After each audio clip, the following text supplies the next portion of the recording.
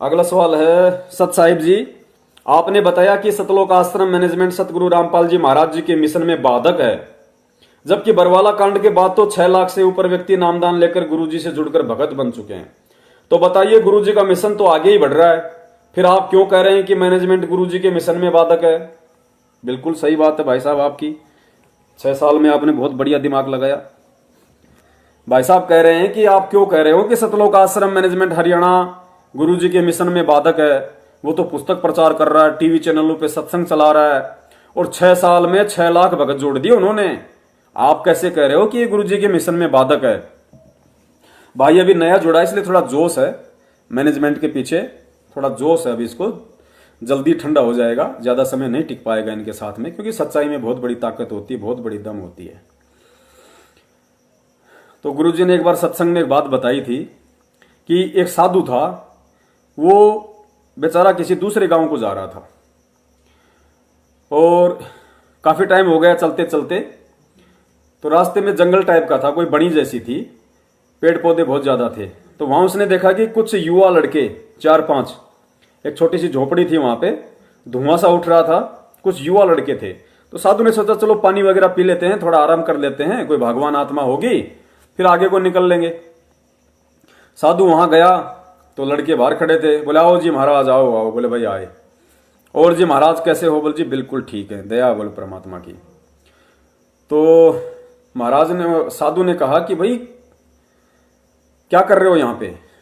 ना कोई गांव है ना कोई बस्ती है, जंगल में तुम लोग क्या कर रहे हो? तो उन लड़कों ने कहा कि महाराज हम मुर्गा बना रहे हैं, मुर्गा बना रहे हैं। अब साधु तो एकदम से भौचक्का रह गया, भाई मुर्गा बना रहे हैं। अब साधु को बेचारे को पता नहीं था, क्योंकि भोला आत्मा थी, बचपन से भगवान की भक्ति में लग गया था, उसे पता नहीं था कि लोग जानवर भी खाते हैं। तो बोले महाराज हम मुर्गा बना रहे हैं। बोले मुर्गा बना रहे हो? तो महाराज ने मन ही मन में सोचा, यार ये मुर्गा, बकरी, भैंस, इंसान, पशु पक्षी, पेड़ पौधे, ये तो सुना था कि भगवान बनाता है, और इंसान भी मुर्गा बनाने लग गया। भाई ये करिश्मा तो देखना पड़ेगा। बोले भाई कितनी देर में बन जाएगा? बोले महाराज बैठो, 10-15 मिनट में बनने वाला है, आधा से ज्यादा तो बन गया, 10-15 मिनट में बन के तैयार हो जाएगा। हाँ भाई फिर तो देख के जाऊंगा, भाई बैठो बैठो महाराज, बैठो पानी वानी पियो। महाराज को बड़ी उत्सुकता हुई कि भाई आज तो मुर्गा कैसे बनाया जाता है। तो काफी टाइम हो गया।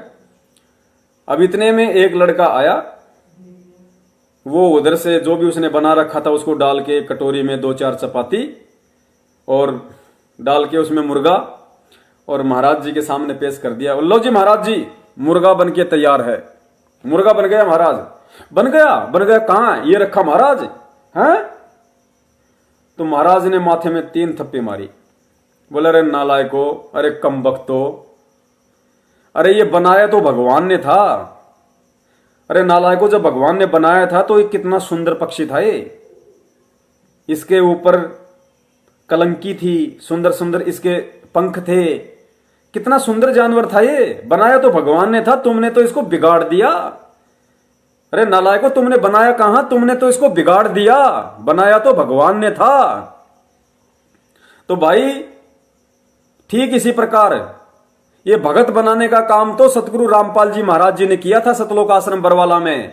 भक्तों को जोड़ने का काम तो सतगुरु रामपाल जी महाराज जी बरवाला आश्रम में किया करते थे। इन नालायकों ने, इन मूर्खों ने, काल एजेंट सतलोक आश्रम मैनेजमेंट वालों ने जो भगत परमात्मा ने आश्रम में बनाए थे, उन्हीं भक्तों के हाथों में लठ देके, पत्थर देके, पेट्रोल बम देके, युद्ध करवा के, बरवाला कांड करके कितनों को बिगाड़ दिया। इन्होंने तो बिगाड़ने का काम किया है। आज उनकी आड़ में जो सतगुरु रामपाल जी महाराज जी अपने 27 साल की मेहनत से गांव गांव में जाके लोगों की गालियां तक खा के जो सत्संग कर करके उन्होंने एक एक पुण्यात्माओं को जो भगत बनाया था, उन भगतों को आज जेल जाने के बाद उनके नाम पे राजनीति करवा के, आरक्षणबाजी करवा के, गुंडों की सीबीआई जांच के समर्थन में खड़ा करवा के उनको बिगाड़ने का काम किया इन्होंने बिगाड़ दिया। उन भक्तों को जो परमात्मा ने बनाए थे उनको बिगाड़ दिया इन्होंने। अरे 6 साल में 6 लाख सतलोक आश्रम बरवाला में सन 2014 के समय 1 महीने में कितने लोग नाम दीक्षा लिया करते थे? 30,000 लोग हर महीने सतलोक आश्रम बरवाड़ा में नाम दीक्षा लिया करते थे। 30,000 काउंट करो, 30,000 एक महीने में, तो 12 महीने में कितने होंगे? 30 गुणा 12, 3,60,000। एक साल में 3,60,000 लोग वहां पे नाम लेते, कम से कम 3,60,000। अगर एक साल में 3,60,000 जुड़ रहे हैं तो 6 साल में कितने जुड़ेंगे? इंटू 6, 21,60,000 मिनिमम आइडिया, मिनिमम, जबकि वो तो बढ़ते हर महीने। आज 6 साल में तुम कह रहे हो कि इन लोगों ने 6 लाख जोड़ दिए। आज अगर गुरुदेव आश्रम में होते तो 21,60,000 जुड़ते। तो नालायकों, भगत समाज को जोड़ने का काम परमात्मा कर रहे थे या तोड़ने का काम ये मैनेजमेंट वाले कर रहे हैं? और गुरुजी जितने भगत छोड़ के गए थे उनमें से कितने भक्तों को इन्होंने बिगाड़ दिया, कितने भक्तों को काल के जाल में फांस दिया, राजनीतियां करवा के, उल्टे काम करवा के। तो भाई ये बनाने का काम परमात्मा कर रहे थे। आगे से ये बात मत बोल देना आप, क्योंकि अभी आपको नॉलेज नहीं है। अभी आपने भांग पी रखी है काल की, इन लोगों के पीछे लग के। भक्तों को बनाने का काम परमात्मा ने किया था, इन्होंने तो कांड के बाद में बिगाड़ने के काम किए और आज भी बिगाड़ ही रहे हैं। अरे दुनिया को भगवान पे विश्वास दिलाना चाहिए, दुनिया को भगवान की समर्थता बतानी चाहिए कि धरती पे भगवान है, प्रकट है परमात्मा। अरे जन्म लेने वाले भगवान तो कितने आए कितने गए। अरे रामकृष्ण जैसे 52 अवतार बोलिए, कितने आए कितने गए जो मां के पेट से जन्म लेके आते हैं और कहते हैं कि सबसे बड़ा भगवान कबीर, और कबीर मां के पेट से जन्म लेके आएगा। फिर कहते हैं संत रामपाल जी महाराज जी कबीर परमात्मा के अवतार हैं। अरे तो उनका अवतार कौन होता है? उनका अवतार खुद परमात्मा होता स्वयं, और वो जन्म लेके आएगा।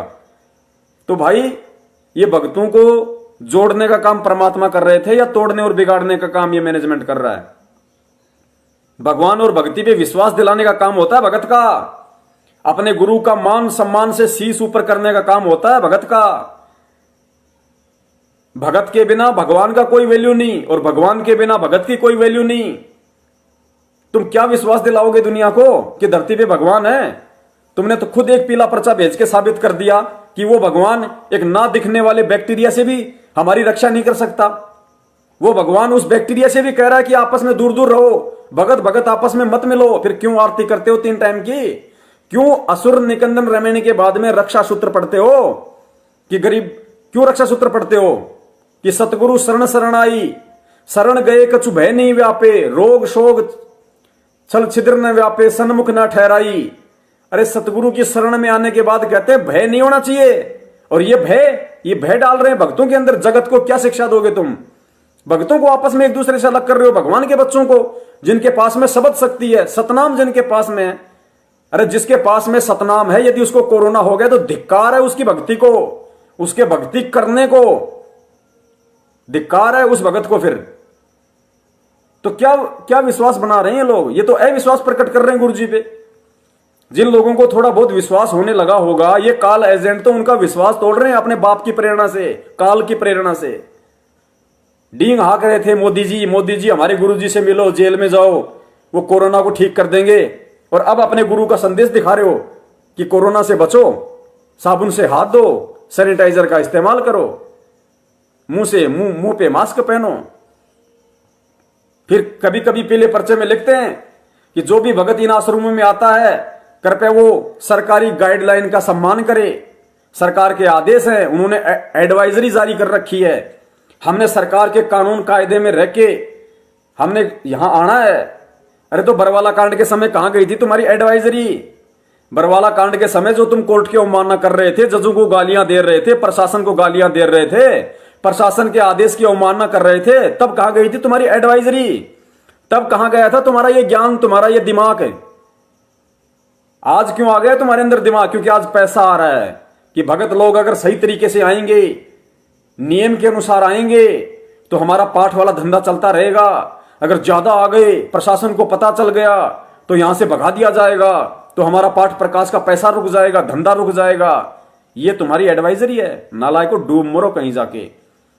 और डूब मरे वो लोग जो इन गधों के, इन गद्दारों के, इन गुरु गद्दारों के, इन षड्यंत्रकारियों के, इन काल एजेंटों के पीछे आज तक अंधे होके लगे हुए हैं। जब तक कोई भी संगत का व्यक्ति भाई बहन इन काल एजेंट सतलोक आश्रम मैनेजमेंट हरियाणा वालों के पीछे लगा रहेगा, जब तक इनके नामदान केंद्रों पे जाता रहेगा, जब तक इनके हाथों ज्योति पाठ दान के नाम पे लुटता रहेगा, जब तक हिसार की तारीखों पे जा जाके घुटने तोड़ता रहेगा, उस भगत के घट और घर में भगवान नहीं है, गुरुदेव नहीं है, ध्यान रखना। क्योंकि परमात्मा ने अपने मुख कमल से वीडियो में पूरी दुनिया के सामने बोला कि राष्ट्रीय समाज सेवा समिति मेरी नहीं है, अर्थात सतलोक आश्रम मैनेजमेंट हरियाणा मेरा नहीं है। तो जो भगवान का नहीं है वो भगत का कभी जिंदगी में नहीं हो सकता। तो उस भगत के घर में और घट में गुरुदेव का वास नहीं है, जो भगत इन काल एजेंटों की चमचागिरी करता है और इनके पीछे लगा हुआ है, उसके घर और घट में भगवान नहीं है। बंदी छोड़ सतगुरु रामपाल जी महाराज की जय हो। सत साहिब।